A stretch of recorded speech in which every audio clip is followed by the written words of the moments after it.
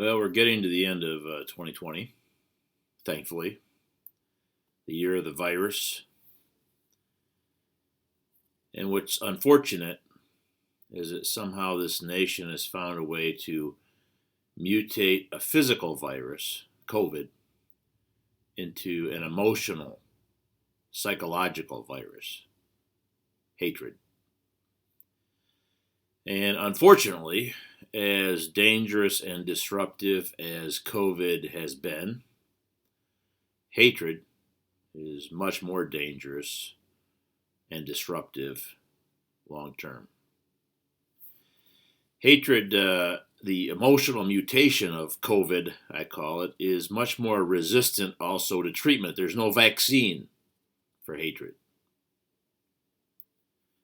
The virus, hate, is contagious too. These wounds, this virus, hatred, we'll pass on to our kids. And they'll pass it on to their kids.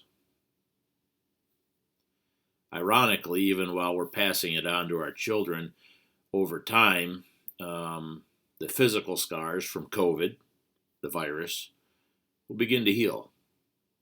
But hatred is likely to persist. It's likely to be with us for a long time. We may even forget why we hate each other, leaving behind phrases like essential workers and mask up. In almost all cases, oddly, a crisis, whether a crisis in a family or a crisis in a town, a community, a city, a country, a crisis will tend to bring people together. A crisis is not usually a good thing for shame to encounter, because humanity will come together in a crisis. This crisis is different. Hatred is different. We are a nation that's founded on individual rights, to be sure. Rights, freedoms. We are a nation certainly founded on freedoms. We're also a nation that reports itself or calls itself, believes itself to be a nation that follows the rule of law. And we're also a land that professes to bear a great moral compass, that somehow we believe in helping each other and helping the less fortunate and looking out for each other and being the United States of America. That's who we say we are. But now all three of these aspects of who we are, they can't live in the same house anymore. And each of us now has to choose a side.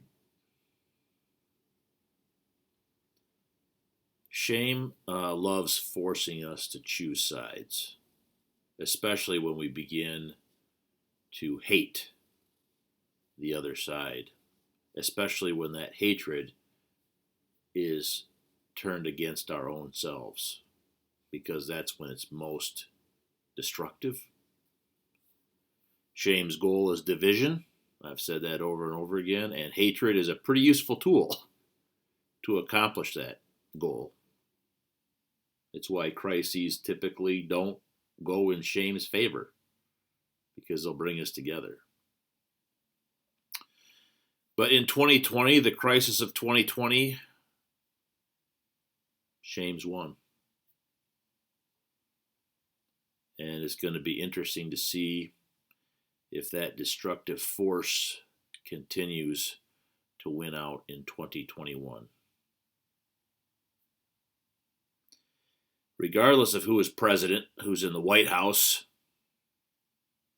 the idea of hatred can't be mandated from the government. Hatred's a choice, manipulated by shame to divide us individually one from another.